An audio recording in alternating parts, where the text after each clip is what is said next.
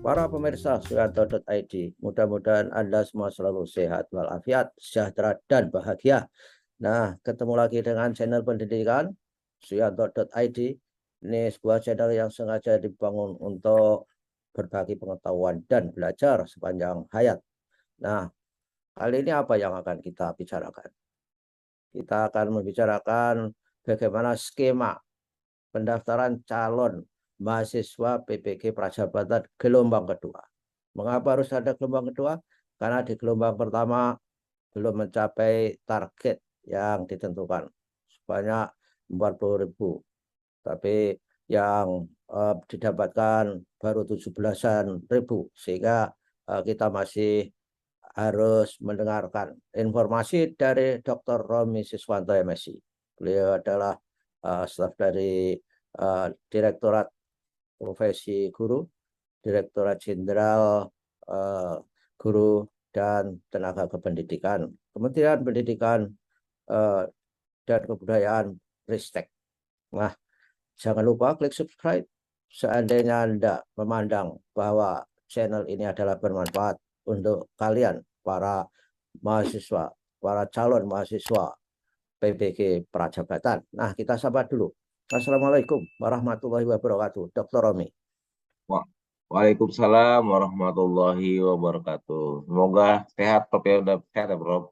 Amin. Alhamdulillah. Dan kelihatannya Dr. Romi berseri-seri setelah pulang dari NTB. Banyak banyak makan becing ya. Jadi Ayam Talibang. yang tadi Bang menyehatkan. Nah, Dr. Romi, kenyataannya kan apa? Ah, Direktorat sampean belum mendapatkan target sesuai kuota yang diinginkan, sehingga dibuka gelombang kedua. Bagaimana skemanya? Apakah ada kesamaan atau perbedaan dari skema pendaftaran gelombang 1 kemarin, Dr. Romi? Baik, Prof. Sebelum nanti saya menampilkan terima kasih atas ruang waktu untuk saya mempublikasikan program PPG Prajabatan. Yang pertama adalah kita refleksi untuk pada gelombang pertama kita Bapak dan Ibu pencinta Suyanto.id yang berbahagia, memang beberapa hal yang menjadi kendala pada saat pendaftaran gelombang pertama itu. Yang pertama, memang sistemnya dibangun belum begitu mapan gitu ya, maksudnya banyak ada yang sedikit sana sini gitu ya, kita karena maklum mungkin karena baru ya, Prof. Dan Ya, terus yang masalah yang kedua itu di dalam sistem itu ada yang namanya itu auto verbal. Mungkin juga teman-teman mahasiswa nih, calon mahasiswa PPG juga baru sebenarnya sih kalau misalkan kita kuliah dulu tuh ada yang UKT itu kan juga kalau ngetik nomor NIK di nomor kartu keluarga itu kan juga keluar juga. Nah, di kita juga kalau misalkan di PPG itu kita ngetik NIM mereka gitu, itu ya, otomatis dia bisa menampilkan data-datanya ya real dari yang ditampilkan misalkan di data yang dikeluarkan oleh universitas mereka di mana mereka kuliah waktu itu. ya, Nah, ya. yang lebih lagi itu sebenarnya sistem itu masih ini, Prof. Yang lebih lagi kemarin memang kita koordinasi dengan PD Dikti waktu gelombang pertama itu. Jadi calon pendaftar itu mereka belum merefresh gitu loh, menginformasikan bahwa mereka itu belum masuk ke PD Dikti. Nah, itu yang menjadi masalah juga. Ya, ya, ya. Terus Lalu, juga terkoneksi dengan ini, Prof, dengan Dapodik dan Simpatika. Mereka kalau misalkan yang udah jadi kan ada syaratnya itu kan mereka tidak boleh terdaftar di Dapodik, berarti kan mereka udah jadi guru gitu loh. Oh Nah ya, itu, ya. nah iya, nah hal-hal seperti itu sih kalau yang itu nggak masalah. Yang PD Dikti kan memang harus selalu update ya, Prof, seperti itu. Dan Nah, juga sih, Dr. Romi, kan yang jadi guru itu meskipun honorer, nggak boleh ya daftar di PPK Prajabatan ini. nggak boleh, Prof. Ini benar-benar fresh graduate, jadi memang benar baru lulus. Jadi usianya pun kita batasi di per eh, per 31 Desember dia usianya tuh 32 gitu, Prof. Di Ya, tahun ini. Kayak oh gitu. ya, ya, ya. Betul-betul fresh graduate, masih Mm-mm. muda-muda, semangatnya tinggi, passionnya jadi guru hebat, motivasinya tinggi, kompetensinya ada, itu yang akan dicari. Lalu gimana? Apa yang harus dilakukan ketika harus daftar di gelombang kedua ini, para fresh graduate itu? Ya mereka berbondong ya, kalau bisa dalam segera gitu ya, kita membuka. Udah kemarin tuh, Prof, kemarin tanggal 26 Agustus kita sudah buka, terus nanti ditutup tanggal 26 September ya. Teman-teman kalau bisa jangan menunggu misalkan di akhir-akhir, kalau bisa di awal, karena memang ini tahapannya untuk mengisi data itu agak banyak juga gitu loh. Karena kan yang nanti misalkan kayak menyontoh ngisi CV, mereka kan harus eh, mengisi beberapa aktivitas mereka gitu loh. Portofolio tuh mereka isi gitu loh, Prof, yang Ya. itu. Terus itu nanti esai itu bisa kita diisi nanti setelah misalkan mereka mengisi CV lengkap gitu ya, terus mereka melakukan pembayaran. Nah, CV-nya boleh di akhir gitu ya, di akhir sebelum penutupan silakan, tapi lebih baik CV juga diselesaikan. Jadi mereka isi CV, terus mereka bisa melakukan pembayaran, terus bisa melakukan esai atau esai dulu, terus melakukan pembayaran, baru itu nanti eh, CV. iya sih, berarti mereka sudah menyelesaikan tahapan itu gitu, Prof. Ya, kalau saya sih menyarankan bahwa yang baik itu jangan menunda-nunda. Ini kan punya waktu 1 bulan para fresh Iya. graduate. Jadi Mm. isi sesuai prosedur requirement, persyaratan itu. Jangan bayar dulu baru CV menyusul. Jadi saudara-saudara saya perhatikan. Jadi dipenuhi persyaratan itu, semua syarat administratifnya dipenuhi, baru bayar kalau semuanya oke. Ini bisa nggak kita tahu bahwa yang diisikan itu oke, begitu Rom, sehingga mereka sudah oke itu yakin, lalu baru bayar gitu. Bisa. Bisa, bisa. Nah, boleh aja silakan gitu loh, Prof. Ya, Cuman ya. jangan sampai Mbak habis waktu ya tanggal 26 September itu gitu, Prof. Ya, ya, ya, ya. Dan Mm. kemarin di sehari ini di wisuda Universitas Negeri Yogyakarta juga kita sampaikan, kita titipkan pesan untuk para lulusan itu segera mendaftar rame-rame. Mudah-mudahan lulusan yang di wisuda Universitas Negeri Yogyakarta pada berbondong-bondong rame-rame daftar di programnya Jadi guru. sama alumni Dr. Romi ini. Ya, ya. Terus Amin, gimana? Prof. Makasih, Prof. Mm. Ya, terus gimana lagi yang perlu dilakukan itu supaya mereka tidak terlambat? Artinya melakukan ini, ada pepatah bahasa Inggris, the first thing in the morning, the early bird get worms. Jadi burung-burung yang terbang awal itu akan mendapatkan ulet duluan daripada yang terbang belakang-belakang. Itu pepatah bahasa Inggris. Pokoknya siapa cepat dapatlah gitu. Nah, gimana ya selanjutnya tadi informasi yang harus disampaikan? Ya, nanti saya tayangkan izin ini ya, Prof. Izin menayangkan Ya boleh. beberapa slide ya, Prof ya. Nah, silakan. Mm-mm. Nah, ini sambil menunggu. Jadi para lulusan segera daftar di PPG Prajabaran tahun 2022 ini. Ini adalah gelombang kedua untuk menggenapi target kuota gelombang pertama. Ya, gimana ini? Bisa kita lanjut? Ini kelihatan, Prof? Wah, kelihatan jelas sekali. Iya. Mm-mm. Nah, ini kita ada di gelombang kedua. Nah, ini izin nih Prof untuk mempresentasikan Iya, ya. beberapa. Jadi visi PPG Prajabatan tahun 2022 ini untuk mewujudkan keseimbangan kebutuhan dan pemenuhan guru secara kuantitas dan kualitas. Jadi kita ketahui bahwa ini sangat penting. Ini karena butuh kita agak cukup banyak sekali, 40.000 di tahun 2022 ini.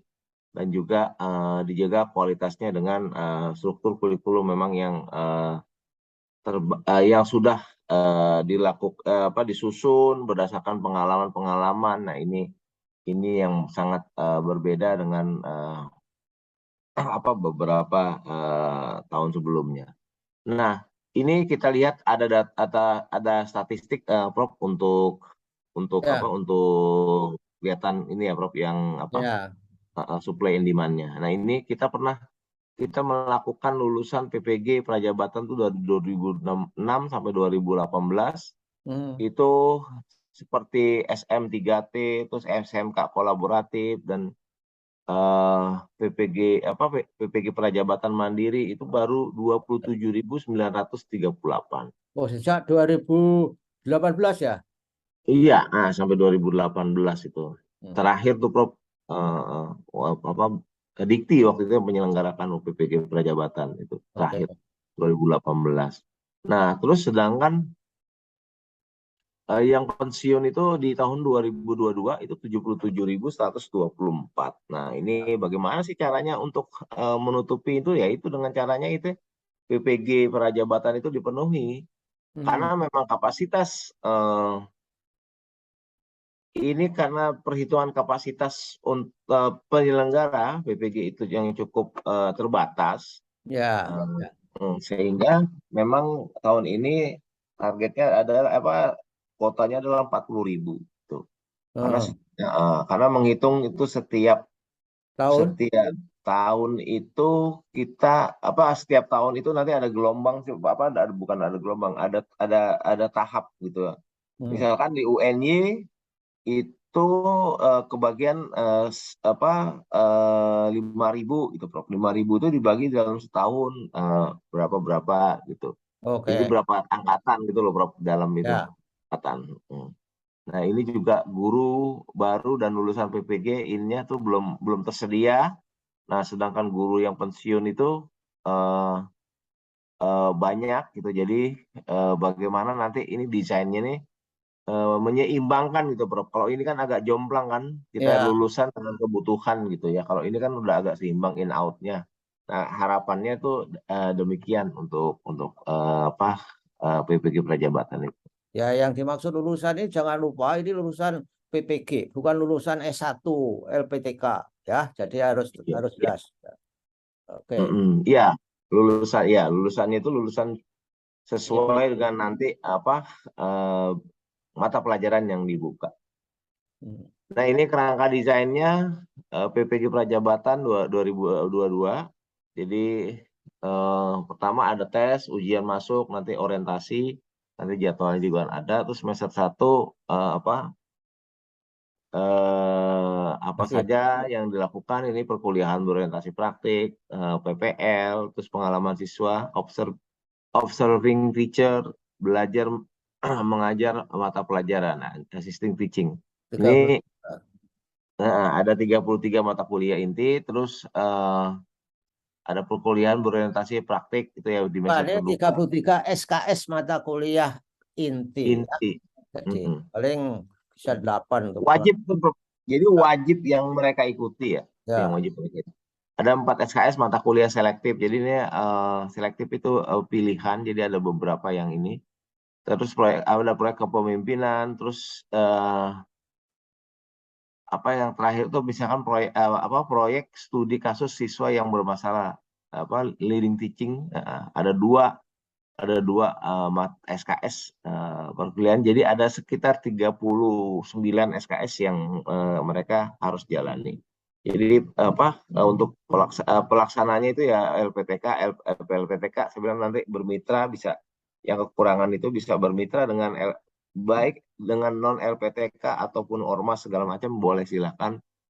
Aktor pendukungnya dosen, instruktur, guru pamong, sekolah mitra, masyarakat. Sekolah mitra itu mungkin sekolah-sekolah yang terdekat di universitas Ya, yang nanti bisa untuk kerjasama dengan dalam bidang hal misalkan PPL-nya atau apa gitu, Prof, nanti seperti itu. Prinsip ya. pembelajarannya ini inquiry dan kebiasaan berefleksi, terus pembelajaran dirancang secara terintegrasi dan relevan antara kampus dan di sekolah, di masyarakat. Proses pembelajaran menggunakan teknologi digital, nanti juga mungkin referensi-referensinya banyak, misalkan dari platform Merdeka Mengajar, itu. Terus kita juga punya LMS untuk pembelajaran PPG Prajabatan ini yang dilakukan 2 semester. Oke. Nah, ini kriteria. Nah, ini penting kriteria tolong dicamkan calon-calon peserta PPG Prajabatan yang sudah barang tentu warga negara Indonesia, tidak terdaftar sebagai guru atau kepala sekolah pada Dapodik dan Simpatika. Nah, yang penting lagi memiliki ijazah S1 atau D4 yang terdaftar di Pangkalan Dikti, PD Dikti, dan terdata pada basis unit dan data penyetaraan ijazah luar negeri. Ini bagi lulusan di Oke. luar negeri. Mereka harus memiliki ijazah penyetaraan. Terus jangan lupa setelah nanti ini teman-teman yang mahasiswa lulusan UNY setelah hari ini wisuda, besok atau Senin gitu pastikan kalau mau mendaftar itu pastikan data Dapodiknya itu update ya, terupdate gitu.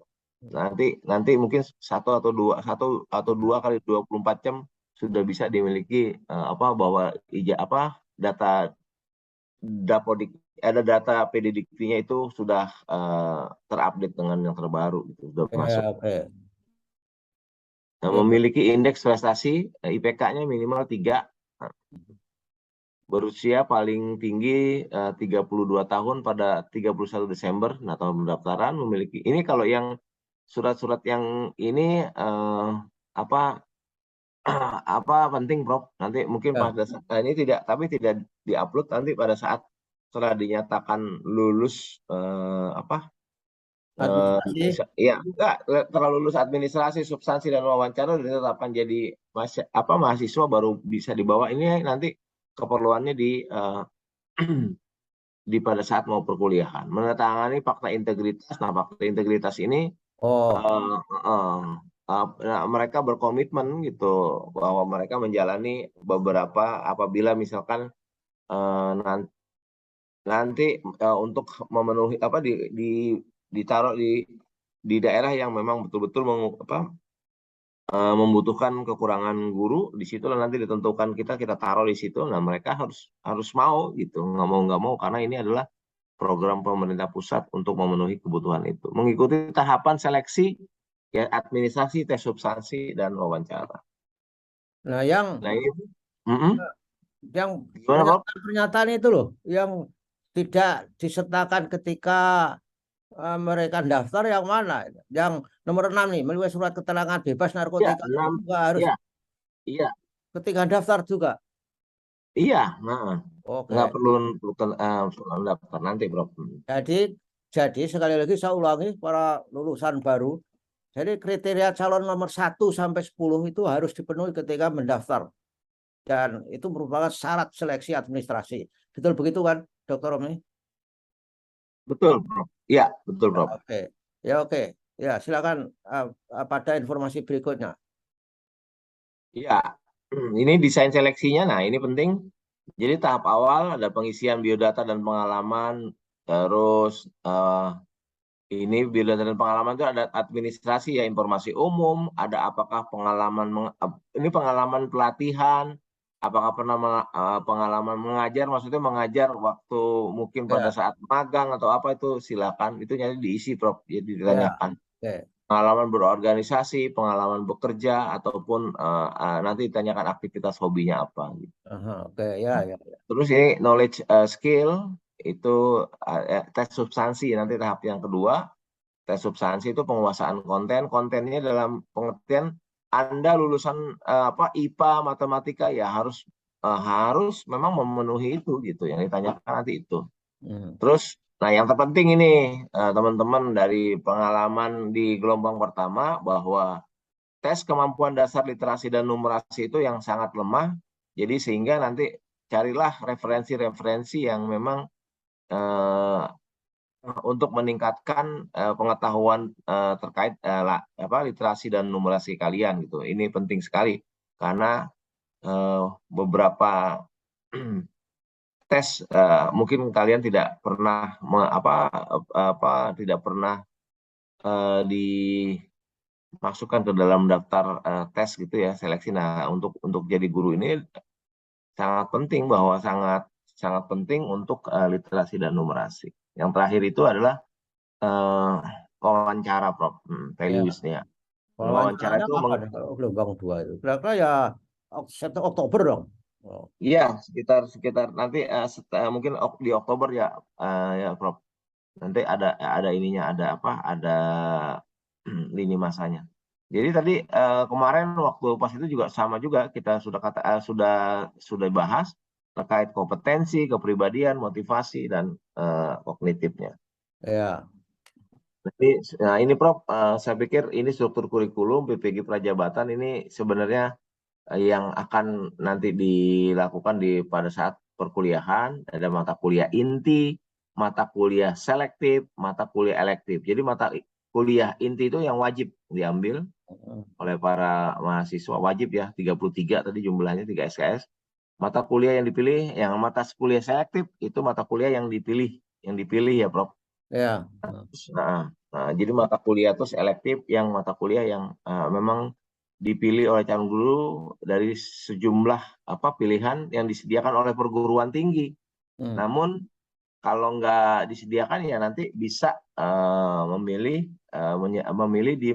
memilih salah satu mata kuliah selektif untuk bisa, karena kalau yang elektif ini yang khas dikembangkan oleh LPTK gitu ya Prof. Ya. LPTK gitu. Ya. Dan saya menyarankan untuk UNY supaya ada mata kuliah growth mindset. Jadi Iya, pola mindset. pikir yang bertumbuh. Itu saya kira penting untuk mata kuliah elektif itu. Ya, oke. Ya, bagus. Ya. Apa lagi? Nah ini mata kuliah inti ya. Tadi ini di mata kuliah saya pikir ini skip aja ya Prof. Maksudnya mata kuliah ini daftar mata kuliah intinya ini yang ada filosofi pendidikan, pemahaman, prinsip pengajaran dan asesmen, dan mata kuliah selektif tuh nanti ini kita sediakan dan juga modulnya juga sudah tersedia semua. Ini sudah ready dan tinggal kita implementasi Prof ya. Oke. Ya, Ini saya katakan bahwa ini semester. ada ini distribusi mata kuliah berdasarkan di semester pertama itu per semester inilah yang memang akan dilalui oleh para mahasiswa PPG. Jadi yang terpenting adalah mata kuliah elektif boleh diambil dari MK selektif yang tadi sudah katakan. Ini mata kuliah yang memang betul-betul diajarkan di itu. Nah ini pembelajaran reflektif yang menjadi ruh dalam penyelenggaraan PPG Prajabatan. Jadi ada Pancasila, guru yang mengamalkan nilai-nilai Pancasila. Terus ini nanti dasar-dasar kepemimpinan. Terus ada berkomitmen menjadi pribadi yang berkomitmen dan menjadi teladan. Terus ilmu pengajaran, ini ada pembelajaran sepanjang hayat. Wah, Ini cocok nih. Cocok iya, dengan suyanto.id nih, Dr. Romi. Belajar iya, lihat. ini ya Prof, slogannya ya Prof. Ya.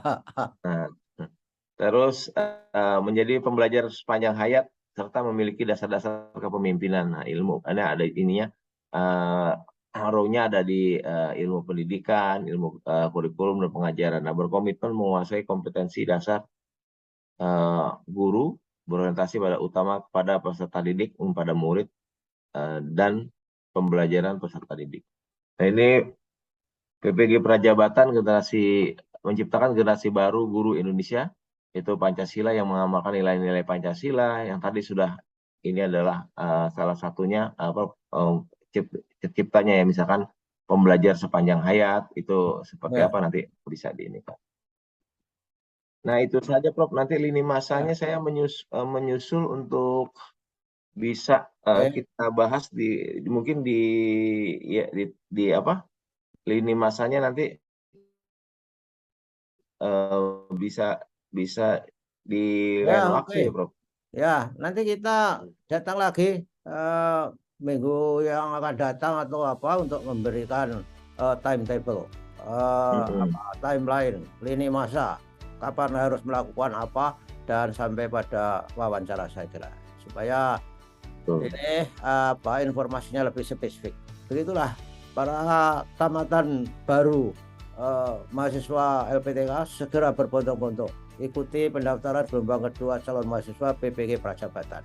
Dan tentu saja Dr. Romi dan Suyanto.id akan selalu memberi informasi terbaru. Jangan lupa klik subscribe dan selalu ikut channel pendidikan Suyanto.id yang merupakan channel untuk berbagi pengetahuan dan belajar sepanjang hayat. Dan itu menjadi tema dari kurikulum di dalam PPG Prajabatan ini. Terima kasih Dr. Romi atas kehadirannya dan Terima kasih. ya mudah-mudahan sehat walafiat. Wassalamualaikum warahmatullahi wabarakatuh. Waalaikumsalam warahmatullahi wabarakatuh.